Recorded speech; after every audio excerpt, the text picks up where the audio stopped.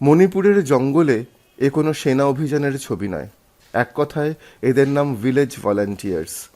মণিপুরের পাহাড়ে পাহাড়ে ছড়িয়ে আছেন এরা, কেউ মেইতেই পক্ষের, কেউ কুকির। জিরিবামের যে গ্রামে দাঁড়িয়ে আমরা, তার নাম বলা নিষেধ। এই শর্তেই সশস্ত্র কুকি ভিলেজ ভলান্টিয়াররা তাদের ক্যাম্প এবং বাংকার দেখাতে নিয়ে এসেছেন সাংবাদিকদের। অস্ত্র হাতে যারা জঙ্গলে কুচকাওয়াজে ব্যস্ত, তারা কেউ প্রশিক্ষিত সেনা বা পুলিশ নন, কেউ ছাত্র, কেউ কৃষক, কেউ রাবার চাষি, কেউ বা গ্রামীণ স্কুলের শিক্ষক। গত 1 বছরেরও বেশি সময় ধরে তাদের সমস্ত কাজ বন্ধ। রুটিন মেনে বাংকারে বসে গ্রাম পাহারা দেওয়াই এখন তাদের এক এবং একমাত্র কাজ। যে গ্রামে আমরা এসেছি তার অন্যতম কমান্ডার অ্যালবার্ট সাংসিন। অ্যালবার্ট অবশ্য এই গ্রামের বাসিন্দা নন। অনতি দূরে তার গ্রামে এখন আসাম রাইফেলসের ক্যাম্প তৈরি হয়েছে। সামরিক বাহিনী ছড়িয়ে আছে গোটা এলাকায়, জায়গায় জায়গায় ক্যাম্প, নাকা গেট। কিন্তু তা সত্ত্বেও নিজেদের সুরক্ষিত মনে করছেন না কুকি জনজাতির মানুষ। নিজেদের গ্রাম নিজেরাই পাহারা দিচ্ছেন। সামরিক বাহিনীর উপস্থিতিতেই প্রায় প্রতিদিন রাতের দিকে গুলিযুদ্ধ হয় এখানে। একদিকে মেইতেই, অন্যদিকে কুকি। এভাবেই বাংকারে, ট্রেঞ্চে দিন কাটান গ্রামের ভলান্টিয়াররা।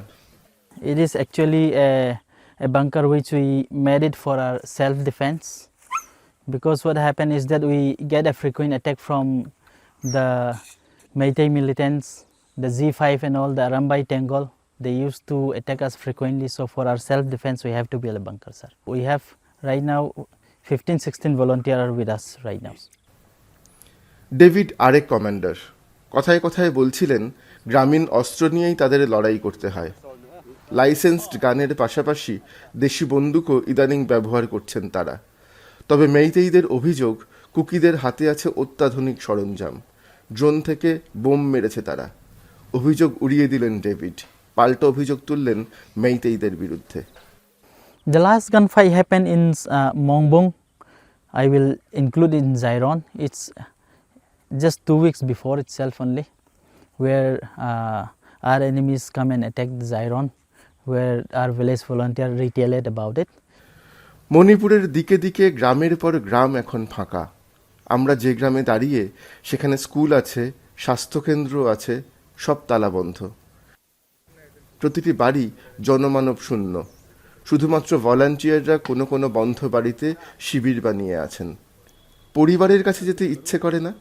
প্রশ্ন শুনে ওই বাংকারেই চকিতের জন্য চোখ ছলছল করে উঠল অ্যালবার্টের। मेरा फैमिली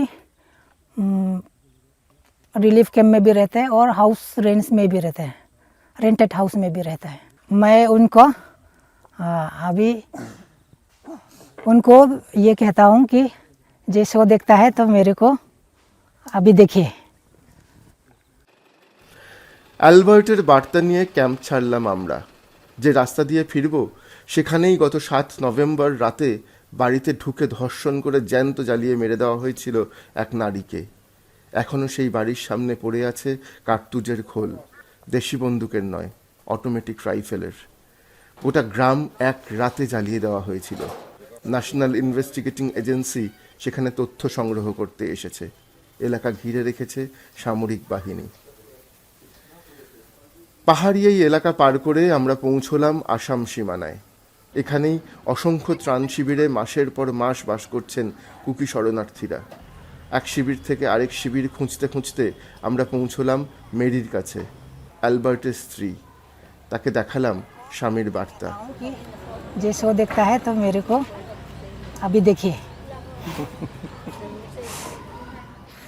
बहुत दिन हो गया है नहीं देखा है, देखने को मन करता है। हम लोग तो रिलीफ कैंप में रहता है और बहुत मुश्किल में रहता है और डर भी लगता है। यहाँ पे भी क्या शांति नहीं है ना। সন্তানদের নিয়ে এখানেই দিন কাটাচ্ছেন মেরি। জানেন না আদৌ আর ফিরতে পারবেন কিনা গ্রামে। জানেন না কবে আবার দেখা হবে অ্যালবার্টের সঙ্গে। ক্যামেরা গুটিয়ে ফিরে আসার আগে মেরিও একটি বার্তা দিতে চাইলেন সরকারের কাছে। मैं सरकार को बोलना चाहता हूँ ये लड़ाई ख़त्म करे जो बच्चा लोग है और माई बाबा है बहुत मुश्किल में रहता है ना रिलीफ कैंप में रहेगा। जो दो जात में लड़ाई चल रहा है वो सरकार लोग देखे और इसको बंद करे। মেরির এই আকুতি পৌঁছবে রাষ্ট্রের কানে? মেরিরা ফিরতে পারবেন অ্যালবার্টদের কাছে? কবে শেষ হবে এই গৃহযুদ্ধ?